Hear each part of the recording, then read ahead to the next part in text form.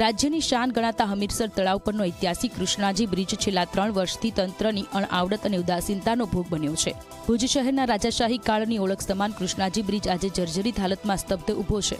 વાહનોના ભારને પહોંચી વળવા આ પુલની સમાંતર નવો પુલ તો બનાવાયો, પણ જૂના બ્રિજનો એક તરફનો માર્ગ છેલ્લા 3 વર્ષથી પથ્થરો આડા કરી બંધ કરી દેવાયો છે। પરિણામે આવ્યું છે કે આખા શહેરનો ટ્રાફિક એક જ સાંકડા માર્ગ પર કેન્દ્રિત થતા અકસ્માતનો ભય સતત તોળાતો રહે છે।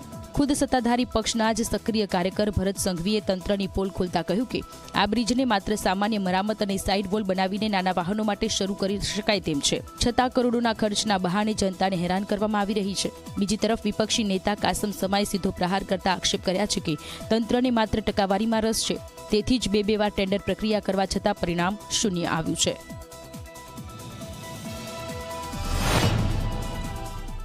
આ બ્રિજ એકદમ મજબૂત છે, રાજાશાહી બનાવેલો છે, નજીક પિલર છે। મેં 4 એ ગ્રેડના મેઇન ગવર્મેન્ટ કોન્ટ્રાક્ટરને પૂછ્યું, મને કે આવા કાંઈ નથી, સાઈડની દિવાલ રિપેર કરવાની છે। તો સાઈડની દિવાલ માટે પણ એક કોન્ટ્રાક્ટરને વાત કરી, મને કે 5 લાખ રૂપિયામાં કરી દઉં।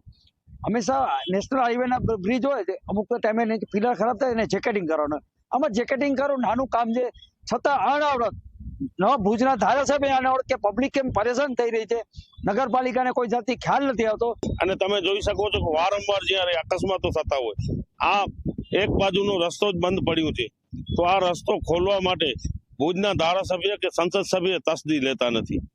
80 કરોડના ખર્ચે જ્યારે આ પુલ બનવાનું હોય, એની ટેન્ડર પ્રક્રિયા થતી હોય, ટેન્ડર ભરવા કોઈ આગળ ના આવતું હોય, બે વખત ટેન્ડર પ્રક્રિયા કરવામાં આવતી હોય, તો ખરેખર આ એક દુઃખ બાબત છે।